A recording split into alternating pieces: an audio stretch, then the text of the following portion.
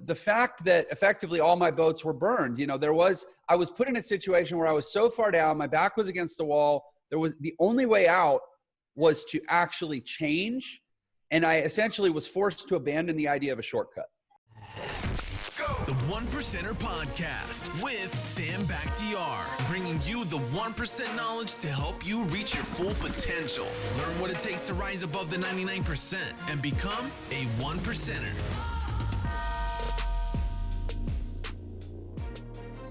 Welcome to the 1%er Podcast. This is your host, Sam Bakhtiar. I'm excited. I got my man, Jeff Lerner, in the house. I'm very excited about Jeff Lerner and Ontra Nation. He's going to talk to you guys about all the good things that he has going on. A little bit about Jeff. He was a broke jazz musician to $50 million in online sales. After a decade of building multiple online businesses to 8 figures and twice landing on the Inc. 5000, Jeff turned his focus to educating and inspiring entrepreneurs about the power of digital business.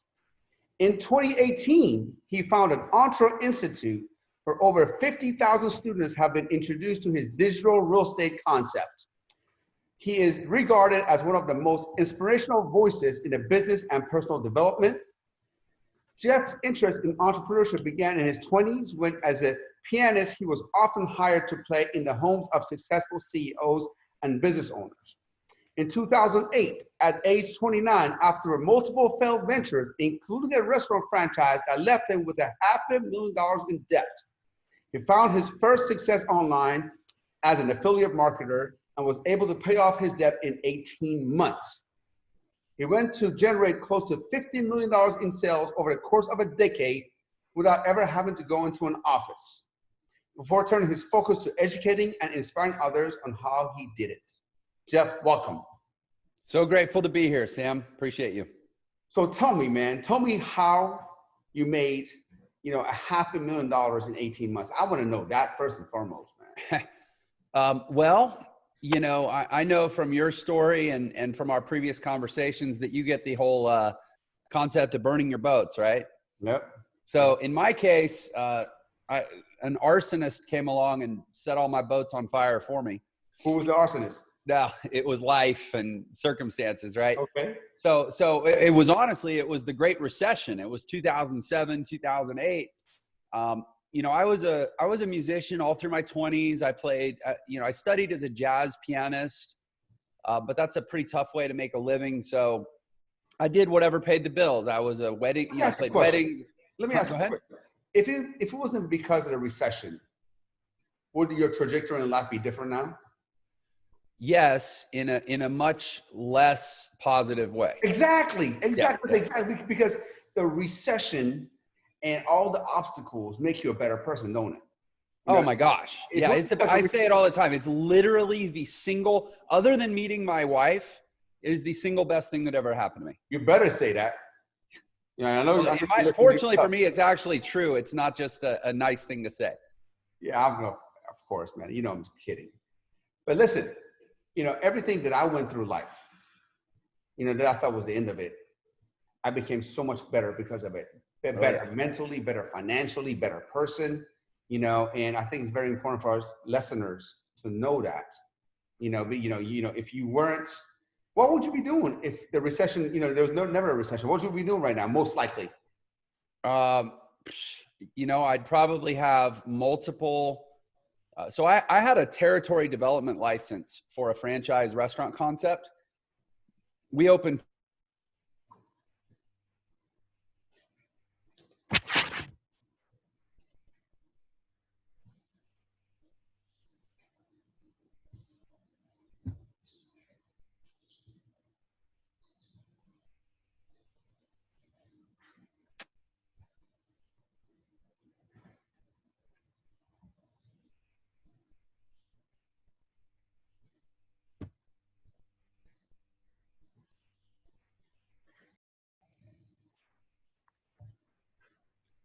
Uh-huh.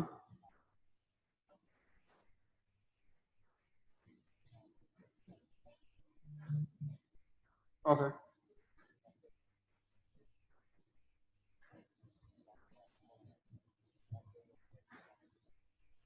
No. We'll keep it up. We'll keep it another week. You took the headrest off? You took the headrest off? Okay.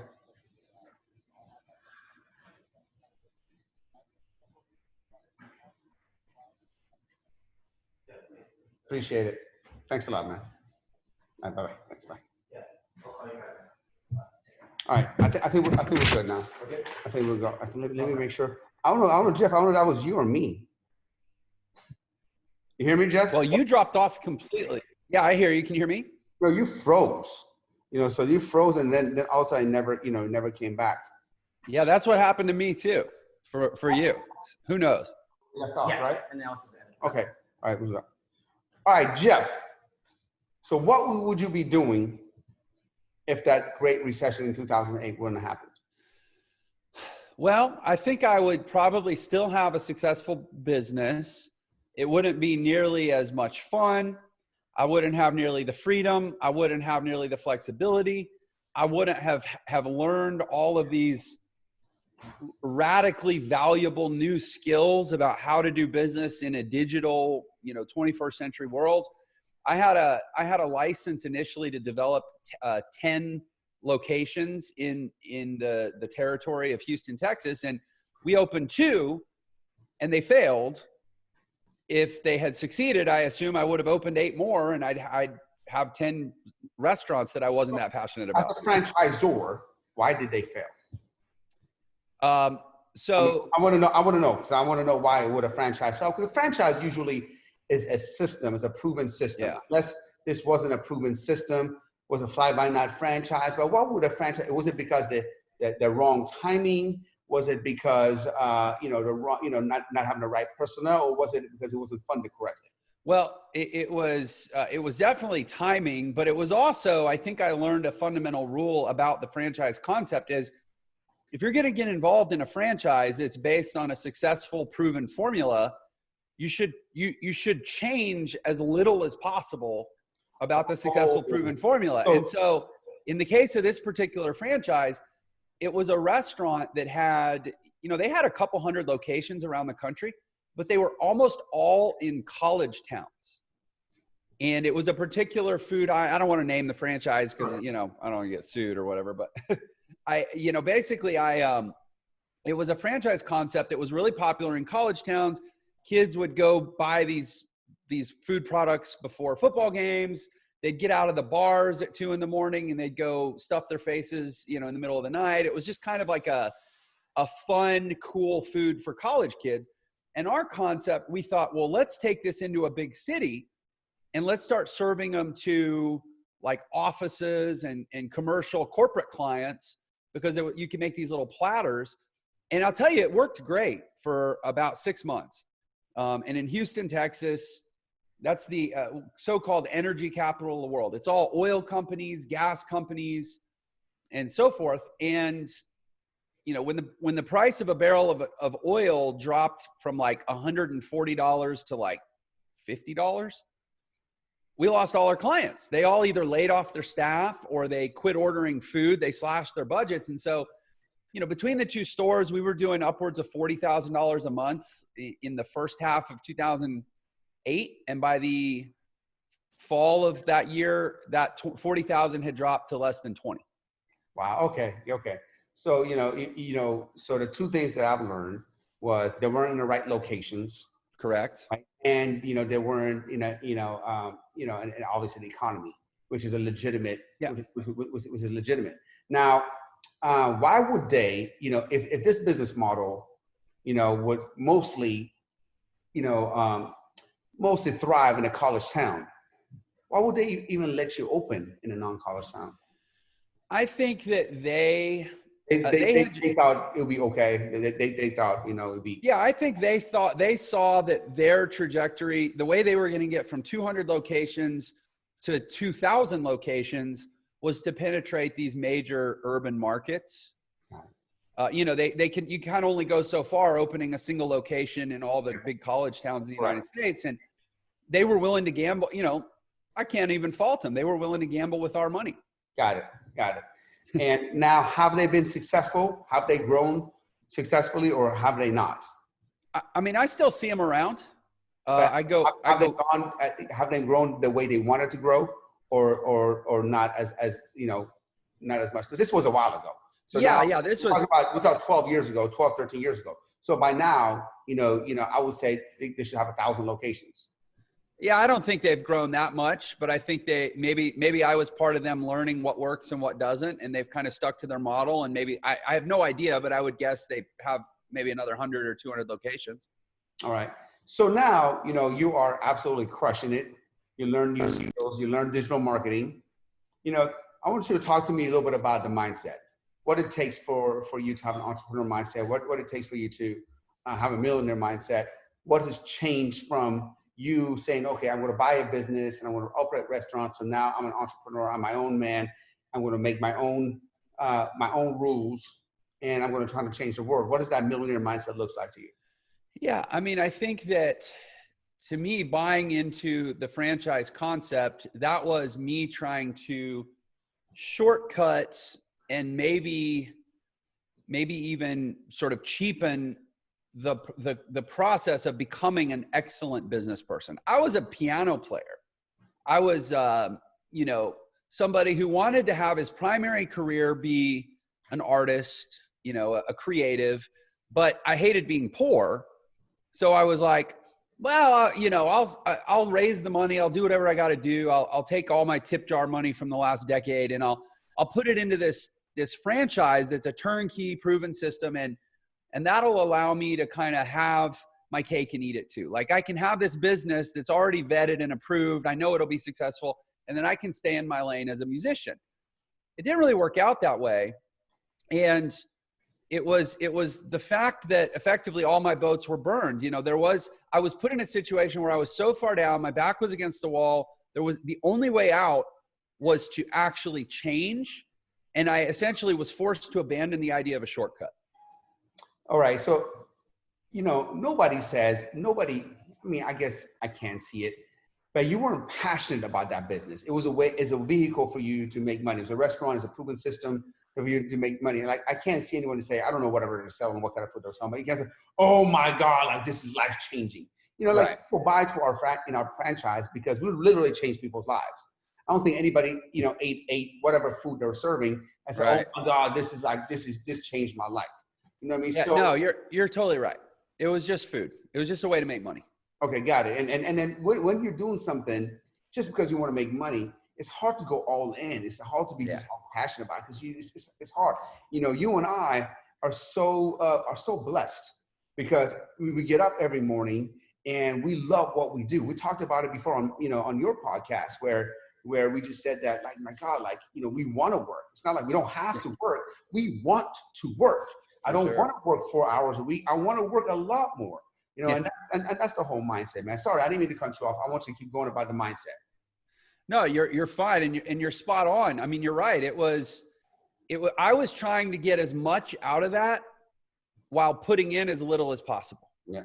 It's like, oh, it's a franchise. I got to get the money. I got to get the loan. I got to do the build out. I'll just train a couple managers, and we'll just run it like, I was trying to have the 4-hour work week so that I could keep playing piano.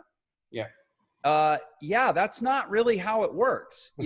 Everything I've done since then, initially it was out of desperation and necessity that I was like, okay, if I got to work 100 hours a week or 120 hours a week, whatever, I'll do what I have to do because I got to solve this problem. I'm literally going to end up a homeless person if I don't. And from that, I was fortunately introduced to a world where people did have passion and they did have drive, and it was contagious, and I was receptive to it. And now I'll outwork anybody, but I don't feel like it's work. I do things I love. I do them well. I don't always love the process because it's hard to be really good at things, but it's also the only way to be if you want to be successful. And so I do the work. It's harder to suck at things. Yeah. I mean, I look at it, it's all about delayed gratification. It's more fun to suck right now. My man, thank you for saying that. Yeah. I'm so tired of saying that I'm so tired of always saying that, but thank you for saying that. Please go ahead. Delayed gratification go ahead. Yeah. I mean, you can either do what feels good now, or you can do what frankly doesn't feel good now because it's there's always the temptation of doing something that's less effort, but I promise it feels really, really good later when you win. So good, man. So good. If I had a microphone, I would drop it.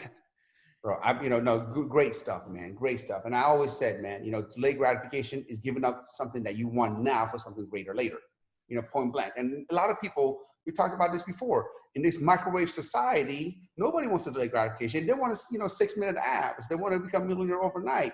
They want to, learn a trade and blow up. They want to post one video and go viral.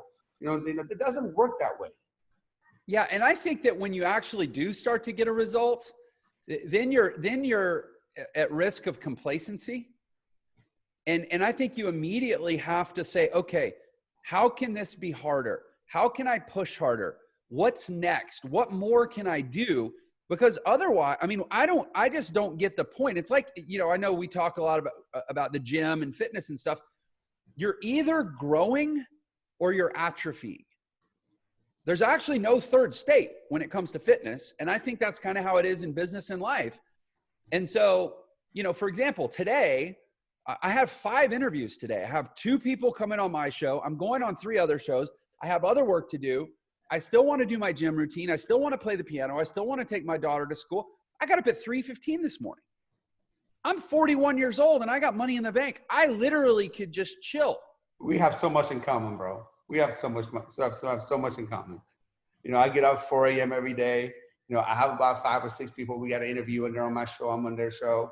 I got to go pick up the kids right after school, and I'm taking them to soccer practice and swimming practice.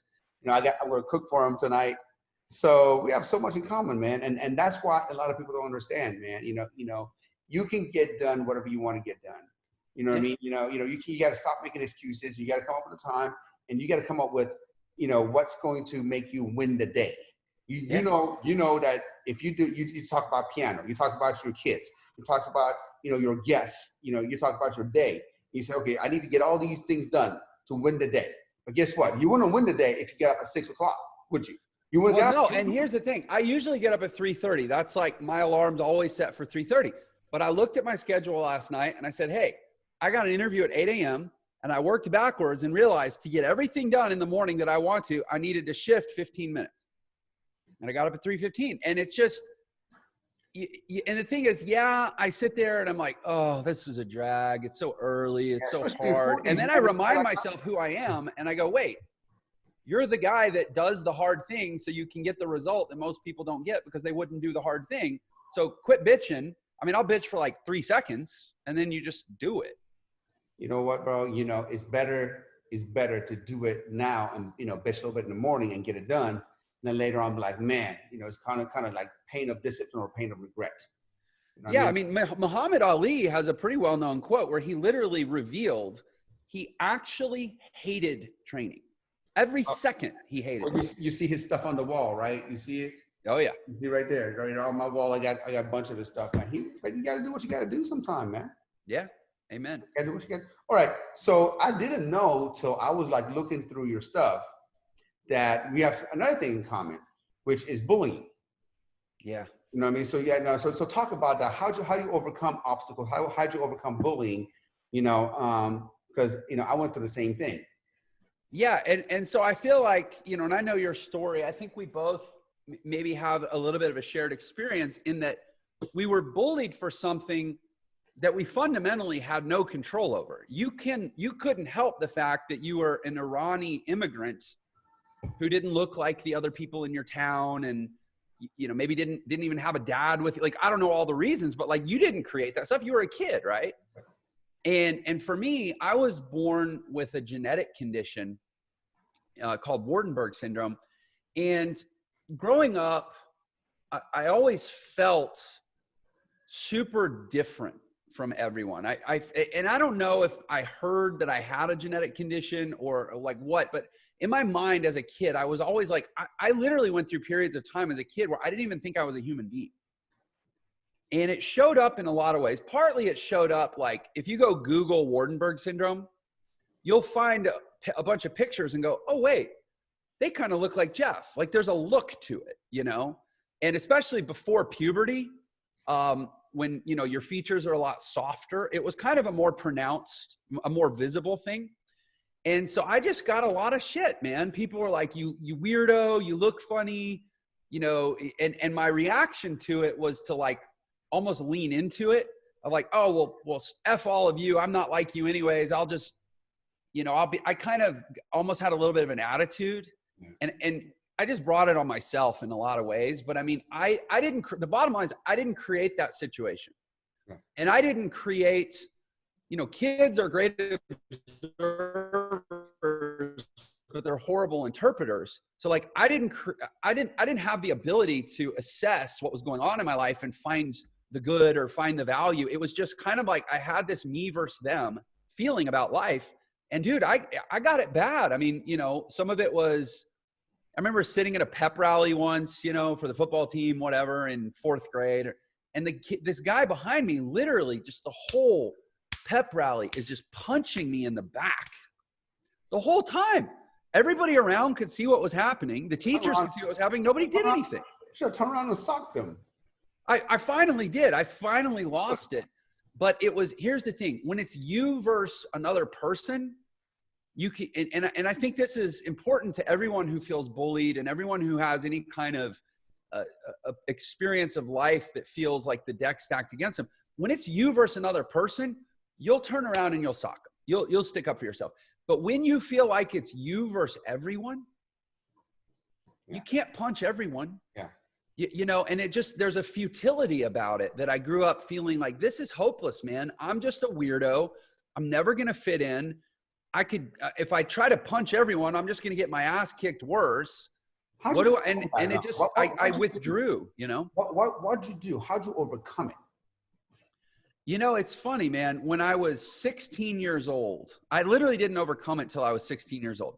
And when I was 16 years old, my parents, they let me go on this backpacking trip in the summer. It's like one of those things where you go out in the woods for 6 weeks or whatever. Yeah. And maybe I was 15. I don't know. It was around my sophomore year. And I remember that summer, it was the first time in my life I got out of my town. I got around completely different people. I got away from all the influences and all the environment that made me feel less than. And I don't know exactly what happened, but for some reason out there with that group of kids, I realized I can decide who I want to be in this world. Yes. And when I manifest that, they'll all accept it. You get what you tolerate. Love that. You get what you tolerate. I always say that. You know, but how come then it came to you? Usually there is a dramatic experience when you have an aha moment. You know, yeah. Can you hone in? Did you have an aha moment and or that was the day you just to say, you know what, I decide that this is it? Now, I think what it was, so when I went on this trip, I took my guitar and I was a pretty decent guitar player. And, you know, when I was in middle school and high school, being a musician was kind of this part of this like oddball identity. Like, oh, that's the eccentric misfit kid. He doesn't fit in. He's, you know, sits in his corner and plays his music or whatever. True, that's true. But when I went on this trip, everybody was like, oh, let's sit around the campfire and Jeff's going to play guitar. And suddenly I realized this thing that I had linked to my my handicap in my mind. It wasn't a handicap. Superpower now. It's a superpower. Yeah, now there was value. Now it was part of what made me unique and special. And everybody's like, oh, can you play? And I could play all the songs and like nice. I had this skill. And that was when I realized that it's the exact same ability, but it's showing up two different ways simply based on changing my environment. Well, wait a minute. I give my environment permission to be my environment. Yeah. So when I went home, I just took that environment with me and I never went back. You were like, man, I'm a pretty fucking cool person. Yeah. And I literally from there, I dropped out of high school to just focus on being a musician. I never finished high school. Well, bro, you know, that doesn't matter. Look at you now. Yeah. You know what I mean? Yeah. And I loved every second of it. From then on, even when I was at my low point with all the debt and the I didn't bankrupt, but I was facing bankruptcy. I never felt like a loser again. You know, it's that you felt like you belong. You felt like you had a superpower. You felt like you had something to offer. Yeah. You know what I mean? And I think there's an important part of the story that, you know, people would only know if I tell it. So I'll tell it. When I got into my first online business training program, there were about 40,000 members in that community. It was an affiliate marketing training company. And I knew they had thousands of members in like 200 countries, but I didn't know how many. But the number was 40,000. They actually had 40,000 members.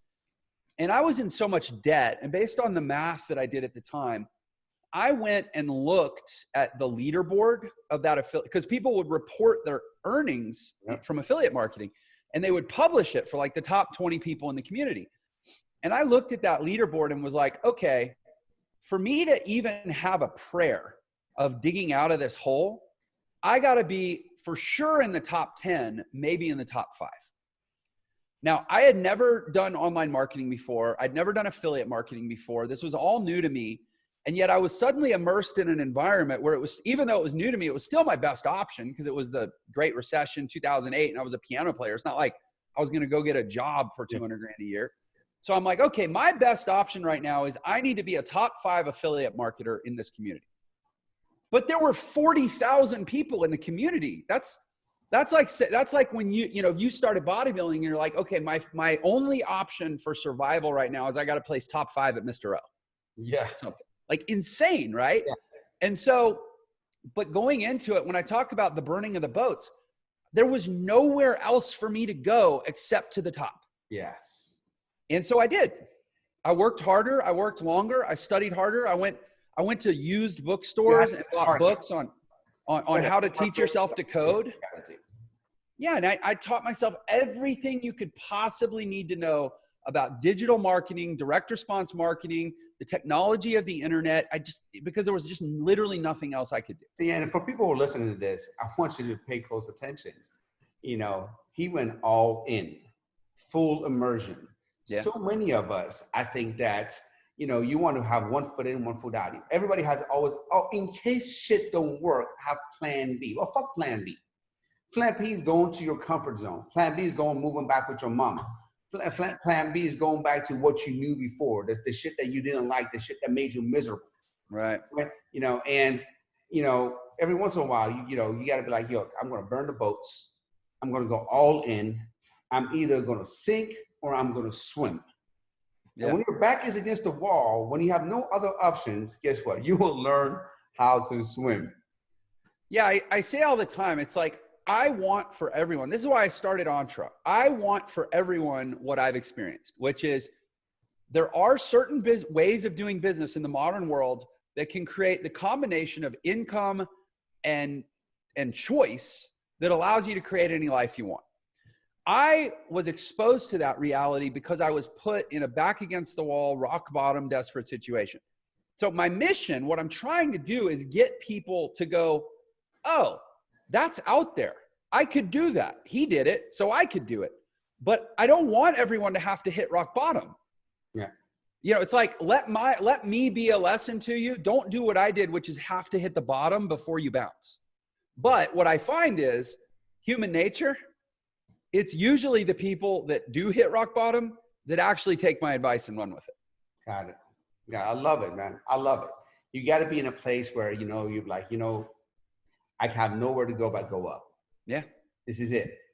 Yeah. I mean, how many times do you get people coming to you going, look, I've been out of shape. I haven't taken care of my health for 25 years, but I went to the doctor and he told me that I have 90% arterial clogging and I'm basically going to die in 6 months if I don't get in shape. So I'm finally going to do it. All the time. It's like, why does it have to come to that? Yeah, because most people don't want to plan ahead, man. You have to come from a pain. Yeah. Remember, one of the quotes that I go by is when the pain of staying the same is greater than the pain of change. Yeah. That's when change happens. Yeah. You know what I mean? And unfortunately for most people, they got to be in pain, to make it change. Because when you're in pleasure, when you feel good, when you're comfortable, you don't want to make a change. That's why you made a change during that recession and made you a better person. Yeah. If you were comfortable, you would have been in restaurants or you would be doing something else. You've never been to where you are. So how can you make pain artificial? How can you make up pain artificially for you to keep pushing yourself? You told me, recently that you did your PR in deadlift. You know what I mean? Yeah. So, if you're comfortable doing the same deadlift that you've been doing, then you're not never pushing yourself. How can you push yourself? How can you push the envelope? And that's the millionaire mindset. You know, like you said, you got plenty of money in the bank. You know, you have everything. You know, you don't have to get up at 3:50 if you don't want to. But guess what? You know, you did, and you will. And I guarantee you, if something comes up and you get up at 2:30, you'll do that too. You know, whatever you do, whatever it takes to get you there. Now, you talk a lot about 3 P's of excellence. Mm-hmm. Okay, so tell me, what are you talking about? What is the 3 P's? So the 3 P's are physical, personal, and professional excellence. These are the 3 buckets that, I feel like essentially fill up everyone's life. Now, I'll go ahead and briefly explain. A lot of people say, well, what about my faith or my church? Of course, that's number 1. Well, but here's the thing. I actually have studied human behavior and what happens in the mind when we have worship or reverence type experiences. And there's actually 2 components to faith. There's a physical component and there's a social component. So physically, when you're in a place of faith, much like a place of gratitude, certain things happen in your body, neurochemically, they happen in your mind, they happen, in your endocrine system. That this can happen with meditation, it can happen with prayer, it can happen with having a deep experience in nature. So I actually like to separate the spirituality of life and say, okay, part of it is physical. It actually fits in the physical realm. And I think that for some people, daily prayer might be just as important as a daily trip to the gym, right? And then there's a social component to faith or to spirituality or to worship or whatever you want to call it, which is like you go get this communal, congregational sensation where you go participate in a group ritual. And I think from a cognitive perspective, it's actually more useful to view that part of your life as 2 different things. What does it do for you physically? And what does it do for you socially, which would fit into the personal bucket, right? Your direct impact relationship. So that's how I reconcile that into my structure. And it makes a very, very simple 3-legged stool that can hold a lot of weight. Physical excellence, personal excellence, and professional excellence. And when you tend to those, it becomes a very useful filter to screen everything else out of your life that is not clearly and in a high value way contributing to one of those 3 types of excellence. If it doesn't fit in those 3 buckets, it shouldn't be in your life. I love that, man. It's kind of like my 3 things that everybody needs to concentrate on. Making money, that's the professional part, right? Mm-hmm. The family part. That's personal. That's personal. And of course, the gym part, the fitness and that's part. Physical. Yeah, I mean, I've been through enough training and I've bought enough courses and studied enough really successful people. Essentially, everybody has the same, trio of priorities in their life, right? We just use different. I just came up with the 3 Ps because it's alliterative and it's easy to remember. Everybody knows these 3 priorities, but how come nobody does them? We all know, let's just talk about, exercising, Yeah. We all know, that physical fitness is very important. Health is wealth. Everybody talks about it. Health is wealth, this and that. But, they eat like crap. They don't exercise. Right. And, they got a $10,000 suit with a $2 body. That's so good. So here, I think it actually goes back to that pain thing. You asked, how do you sort of artificially create the sensation of pain inside of comfort so that comfort becomes uncomfortable, so you'll push yourself to a new level? Yeah. I think what you have to do. I'm doing it right now, man. I'm not sitting down and doing it. I know you're on a treadmill, right? You know what I mean? And I've been on this thing for about 3 hours right now. Yeah, I know. I interviewed you a couple hours ago, and you're right there doing the same thing. And it's like, why not? If you can because people talk about multitasking, and like, I get it. But listen, I listen to audiobooks at the gym. I do a lot of my content ideation while I'm on the recumbent bike. Like, you can multitask. You just can't multitask within the same system. That's habit stacking. Multitasking, I think, is when you're trying to concentrate on 2 different things. You know what I mean? Like you can habit stack. You know what I mean? I like that term, by the way. I'm stealing that. It's all yours. Habit stacking. That's a great way to put it. Because multitasking is like trying to ride 2 horses at the same time. Multitasking is trying to listen to my wife and watch the football game. That shit never happens. Yeah, right. You know, I'm talking to you, Sam. Sam, are you listening? No, man, I'm trying to watch the football game, girl. Well, here's how I want to make sure I close this loop. Here's how I think you create that pain. Because this is what I do, man. I'm out there like sounding the trumpet of like, hey, there's a world of possibility out here for you in the modern economy that for me is largely a function of digital marketing and real estate. Those are kind of the two things that I think have the lowest common denominator economic potential for the average person. Yeah. And they both happen a specific way in the modern economy. Real estate today is not what it was 20 years ago. No. And obviously digital marketing didn't exist. So what I'm out there trying to tell people is, listen, there's a better life on the other side of these skills and this awareness. And the challenge isn't to teach the skills, because if people want to learn the skills are actually pretty easy to teach. The challenge is getting people to think that it's important because they're comfortable. So where I focus to try to create, you're trying to take somebody's comfortable situation and actually give them the sensation that, wait, maybe I'm not as comfortable as I thought. Maybe there actually is some pain here, right? And so what I talk a lot about is what human beings are capable of, because I think the pain is going to come from the juxtaposition of where you are and where you could be. Yeah. And a lot of people don't spend enough time thinking about where they could be to actually experience the pain of the gap. So I try to shine a light on, well, okay, great. You have a comfortable life. You're not going to lose your house and you're whatever. But do you know what you're actually capable of? And if I can get them to buy into that and they're and realize, there's realizations you think like, well, I've got enough money in the bank. You know, I've got 100 grand. Great. Fast forward 20 years. How are you going to retire? What's 100 grand going to do for you when you retire? And in fact, what if your son or your daughter ends up having a major medical condition that's not covered by insurance? Oh, sure. And what if their kids just simply live in a world where opportunity isn't what it is now? What if you play out enough what if scenarios and you realize your security isn't as secure as you thought, your comfort isn't as comfortable as you thought, and you start to experience that gap between where you are and where you could be, that's the pain. Now, my question to you is, when enough is enough? I have some friends that they're worth 400 or 500 million. Mm-hmm. And they still do what they do. And they still have a fear of going broke. They still have a fear of their family. I mean, I love that. I love that, but I guess I'm not there. So I can't understand it. Just like somebody who, who just makes a regular salary looks at me and they're like, well, Sam, you fear of going broke. You feel of not being able to provide. And I look at them, it's always different level.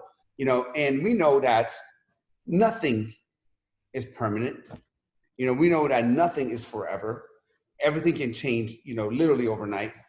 But a lot of people will sit down and say, well, when can you just sit down and enjoy it? And I think my answer to that will be, well, you enjoy life by getting better. Yeah. What is it? What do you enjoy? Yeah, true that. I mean, what does sitting back and enjoying it mean like playing video games or living on a golf course? I just don't think that sounds that fun. Yeah. And to me, it's the people, we were talking about this earlier on Millionaire Secrets. The people that have the ability to create a 4-hour work week for themselves, in most cases, have no interest in a 4-hour work week because it would be super unstimulating. The people that want a 4-hour work week are the people that are working a 50 or 60-hour work week, doing nothing of their choosing, feeling totally out of control in their own life. And so for them, happiness would just be less work.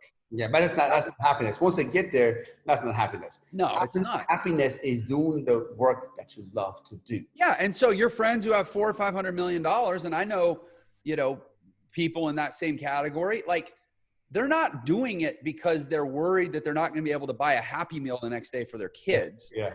They're doing it because they love the process. And as you said this, progress is happiness. Yeah. If you stop making progress, you literally cut off the possibility of happiness in your own life. Yes. Progress, discipline, that equals happiness. I love that. And also, it's easy to go, oh, well, they have $500 million. And, but like, go look up the generational decay of like, you know, billionaire, of legacy trust type families. Go look up, how much money do the Vanderbilts have now? The great grandkids. How much money do the Carnegies have now? You know, how much money do the Rockefellers have now? If you love your family, they blew it. Yeah, you love your family, you love your kids, your grandkids, your great-grandkids, your great-great-grandkids. If you have $500 million, it's easy to go, oh, he's got $500 million. Yeah, but you know what? 4 generations from now, everybody's going to have $1 million. And by then, inflation is going to have cut $1 million into like 200 grand, and they're all going to be back in the same boat. So get more so you can take care of more people, build a bigger fortress, create more solidity with your legacy, and bless the world in a bigger way. Also, with the children, you know, one of my favorite things I always say is, it's not what you leave them, is what you leave in them. Yeah. Really matters. You know, rather than giving them some, I'd rather give them skills. Like I give, you know, I give an example, you know, so my daughter kicked the soccer ball yesterday. We went, this past Sunday, and soccer ball went to the neighbor's house. You know, but I didn't hear that she told my wife that it's not my fault. You know, the soccer teacher, my soccer coach, you know, told me how to shoot it, so it's his fault. And, you know, the couple of days before, I told her about excuses and how excuses lead to lies and all that kind of stuff. Right. So guess what? Today, when I pick her up, I'm going to have a little conversation with her, because she didn't tell me that conversation. She told my wife that conversation. I'm going to be like, hey, Haley. You know, so I heard that, you know, it's not your fault. It's the teacher's fault. It's your coach's fault. Let's talk about what we talked about last week and bring it out to, you know, bring it up to her attention. You know, and that's what, you know, being, you know, leaving something in them is so much more important than just leaving them money and all that kind of stuff. Yeah. And here's the thing with that though, is, you know, and they did a study, I think it was called the Happiness Project, and they measured the direct correlation between money and happiness. Right. And the reality is and depending on where you live, different, you know, geographic regions are adjusted for different costs of living, but it's roughly about $100 grand a year. Like if you make every dollar you make less than $100 grand a year, you're going to be slightly less happy, because you're going to have more stress, more anxiety, and more of a feeling of not being able to take care of the people you love. Right now, above $100 grand a year, and I realize every life, is slightly different, but I'm just using that as a nice round number. Above that, it's not the money that makes you happy.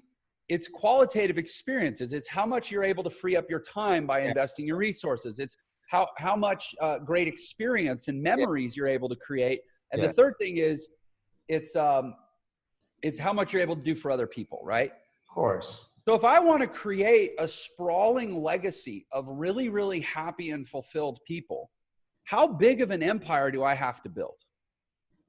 Yeah. It's pretty damn big when you look at it through that lens, right? If I want to 4 generations from now have hundreds and hundreds of descendants who are all doing great work in the world, building great legacies for themselves, able to you know, take care of their bodies because they're not working 14 hours a day across 3 jobs, like all the things that actually are part of the universally agreed upon definitions of happiness. People just need so much bigger resource pools than we're ever taught in school, for sure. Because a teacher who makes $45,000 a year doesn't want to tell you that you actually need $10 million to retire in this country. So true, man. So true. All right, Jeff, talk to me about digital real estate. What the hell is a digital real estate? So the internet is full, I would say it's polluted with, I mean, we talked about this earlier, that like getting in shape and making money are the 2 easiest categories for exploitation, right? People are gullible, they're vulnerable, they're susceptible to, you know, basically being screwed in those 2 areas of their life very easily. So the internet has very quickly preyed upon that, you know, the bad actors on the internet say, let's just get really almost tacky and myopic about making quick money online. So I'm out here talking about, look, you can go build a really legitimate long-term legacy directed digital business. And I'm competing with all these knuckleheads who are like, opt in for my 3 quick secrets to make $500 on Instagram by next week. And like, people are like, well, this Jeff guy is talking about hard work, and this other guy's telling me I can make $500 by next week on Instagram. I'm going to go learn from that guy. And here's the thing. Like, it's not going to change what I have for dinner, whether they learn from me or not, but it is going to hurt them. Yes. So I'm like, how do I develop a perspective and a philosophy about digital business? Because everything on the internet is so built around speed and instant gratification and quick results and this superficial, everybody wants to have 1 million followers on Instagram. Most people don't realize that the average professional Instagram influencer who has $1 million only makes like 35 grand a year with their following. Yeah. People don't, so they're chasing the wrong thing. So I created the digital real estate concept to say, I'm only interested in building businesses that map to the actual driving principles of investment real estate, which are, sustainable, predictable, long-term cash flow and actual underlying value in the asset. You wouldn't buy a rental property that didn't check those two boxes. So why should you go develop a property online that doesn't check those two boxes? And that's actually all I mean by digital real estate. It's a very small subset of all the gimmicks that people talk about online. There's a very small subset that are actually legitimate long-term business models online that you can build and not only retire with, but actually take care of your grandkids. Got it. So do you have any rules for investing? Do you have any tips, and anything that you want to share, that you think that, somebody should at least be aware of? Yeah. I mean, I think that first of all, just, buyer beware online. Yeah. If somebody hasn't built, first of all, somebody doesn't have at least, this may sound self-serving because I've been online for 12 years, but if somebody doesn't at least have a 5 or 10 year track record, they're still in the learning phase. You don't need to be taking their advice about what an expert would do because they're not an expert yet. It's easy to build a business in a boom economy. How many internet people grew major businesses from 2016 to 2019? And now, crickets, where are they at? Because they didn't build a business the way like Warren Buffett invests in a company where it's not cyclical, it's recession proof, it has strong underlying fundamentals, it has an easy to explain business model, it taps into a major human need that's not going to ebb and flow based on the vicissitudes of the economy or the politicians or the social trends. Like so step one is probably disregard 99% of the crap you hear online about how to build a business in the modern world. And then secondly, look at whatever you're actually creating and say, first of all, what is the actual business? Yeah.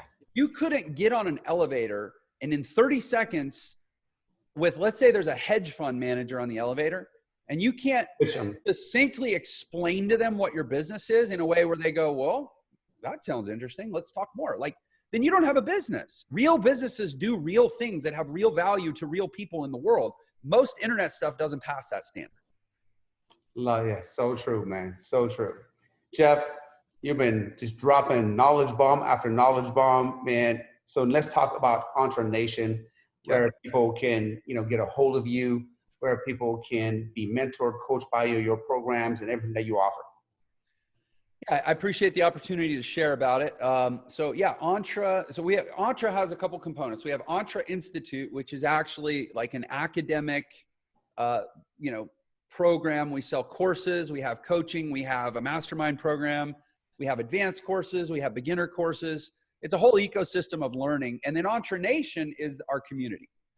And community is such an important and often missing piece of the self-education movement, which is largely driven online because, fundamentally everybody's sitting at home by themselves consuming all this information. And if they're not connected, it's kind of like you were talking about with the boot camp model of fitness. There's something that happens when you're just connected to like-minded, like-directed people that are kind of doing the same thing as you. There's a rising tide factor. So we really work hard to create community as well as obviously giving great information. And that's the Ontra world. But if somebody wants to get into my world, here's the easiest thing to do. Go to millionairesecrets.com/Sam B. Then I'll know that you came here from this episode. which I can give a nod to Sam and say, hey, thanks for the referral. But more importantly, you're going to get everything I have to offer that's free, and you can consume all the Jeff Lerner you want in your life and decide, do I like this guy? Is he full of it? Does he have integrity? Does he have real value to offer? So you go to millionairesecrets.com/Sam B. You're going to get a link to my YouTube channel. And I have a channel with almost 400 training videos, totally free. And my goal for my channel was to actually create a free YouTube channel that's more valuable to the average person than a Harvard education. Nice. And I actually think we've pulled it off. Because, I mean, you want to make money in the modern world. You want to level up your life. You want to not only professional, but personal and physical. Go to my YouTube channel. It's free. That link is on that site. You can also get my free ebook that'll tell you, how I've done what I've done. And there's also a link there to my show, Millionaire Secrets, which has an amazing guest named Sam Bakhtiar coming up here pretty soon. So yeah, just go to millionairesecrets.com/Sam B. Well, Jeff, thank you so much, for being on the show. It was an honor to have you. Thank you for sharing your wisdom, your knowledge, and your how-to, with our audience. God bless you. And I'm looking forward to just having an episode of you talking about working out. How's that? Oh, I would love that, man. Appreciate it. Thanks for having me. Hey guys, if you like today's episode, do me a huge favor. Go and leave a comment below, subscribe to the channel, leave me a review, and tag a few friends that you think can benefit from what we shared today. Really appreciate it. God bless.